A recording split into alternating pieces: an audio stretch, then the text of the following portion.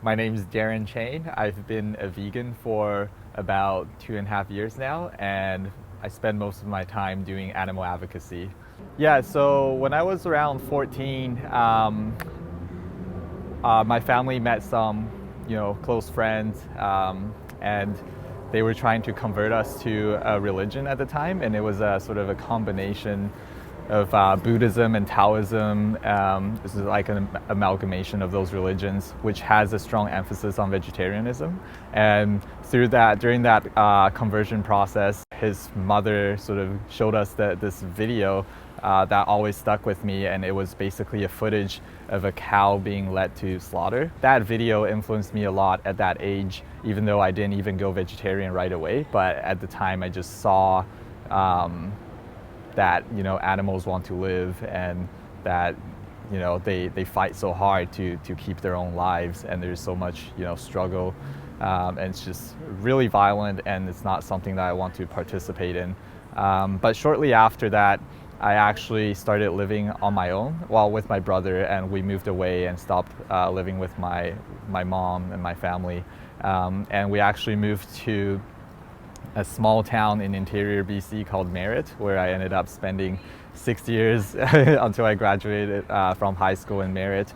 And Merritt, for people who don't know, is like commonly known as the country capital of BC, if not Canada in general. Some of the biggest cattle ranches are in Merritt, BC. So the culture there is not very veg friendly, to say the least. And but I still remember throughout high school, I would write stuff in English class, some literature, poems, just about having more sympathy for animals. And I remember my friends would call me a hypocrite. Like, they would ask me like, "Oh, are you vegetarian? Like, why are you writing all these things, promoting more compassion towards animals and stuff?"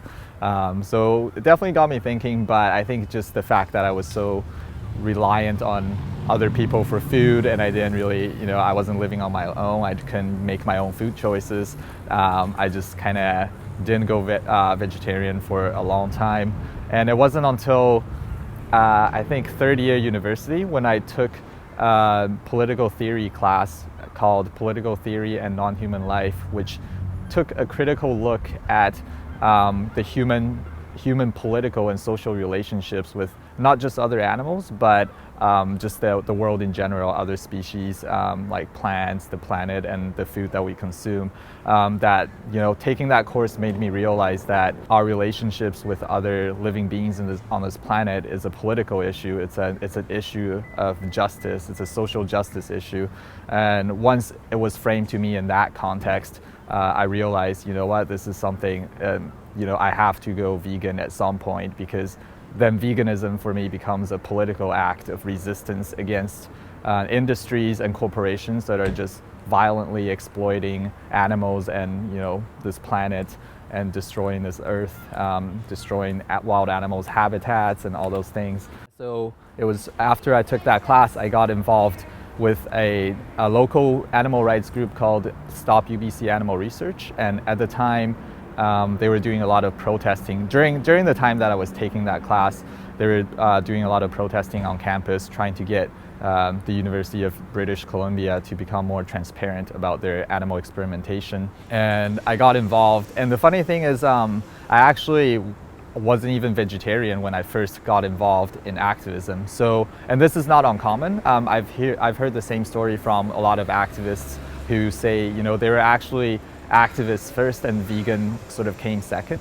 They got involved in a lot of single issue campaigns, whether it could be like stop rodeos or like bullfighting and things like that, and then later on became vegan after meeting vegans and animal rights activists in the community and in the animal advocacy community, who helped them and gave them resources to transition and become vegan. And that is certainly true in my case. I think through meeting a lot of ethical vegans through Stop UBC Animal Research, and just kind of going to more potlucks and get-togethers, that I was able to learn from them about how to be vegan and eat healthy and that stuff and that kind of stuff. So yeah, so it's kind of a lengthy story, but that is how I became vegan. Yeah, it's a long process. No, so I was one of those like vegetarians that, or vegans, I guess, like slowly transitioned. I slowly gave up eggs and then gave up dairy. I remember telling friends like, oh no, I could never give up eggs, and I still remember cheese being like the last thing that I gave up. So it was a slow process, and for me it was definitely a matter of convenience, because I was one of those passive vegans that's really trying to be accommodating to all my friends. So when we go out to eat, I didn't want to come across as like being, a nuisance. It's actually really difficult. I think it would be a little bit dishonest to just say like, you know what, everybody who really care about animals should just be more committed and like make time, for your activism. But the reality is, people have all sorts of struggles they face in their daily lives, whether it's childcare, working, getting a job, going to school. People are just busy all the time, and we all do what we can. So to be quite honest, I would say I'm not sure like why I just wanted to spend most of my time doing animal advocacy. Like, where did all this time come from? I would certainly say it's partly because I'm privileged. I'm relatively more privileged than a lot of people who don't have the time and resources and energy to do activism, and I wanted to use that privilege to to better the lives of animals. I always try to lead by example and encourage people to participate more in activities that they're comfortable with doing. Any form of activism, whether it's writing or signing petitions, contacting politicians to pass better legislation, or going out to the street and hold a sign and protest outside a store, being involved in just volunteering, helping out at shelters and sanctuaries. Like, all those things are really important work in helping animals. Yeah, so a lot of times people disagree on different strategies and tactics about like, which ways to advocate for animals would be the most effective. And there are always going to be disagreements, but the reality is there is no one best way to achieve a certain goal. And that's why a lot of times now, the phrase you hear a lot in activism, it doesn't matter what cause or what movement you could be for fighting for eco justice or human rights or animal rights or animal liberation.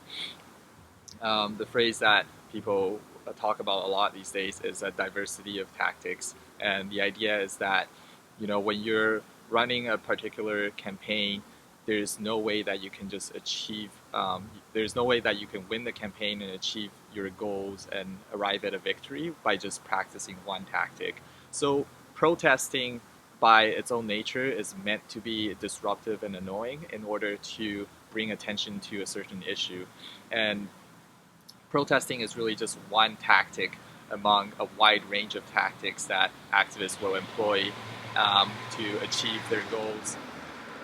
And also, I think it's important to think about activism historically. There's always a historical context, and if we look at the past social justice movements, whether it's women's liberation, women's rights, LGBTQ rights, and civil rights movement, whether it's anti-colonialism, decolonization, a lot of those movements, they all involved active protesting as part of their strategy. So it's no different for animal rights, I think.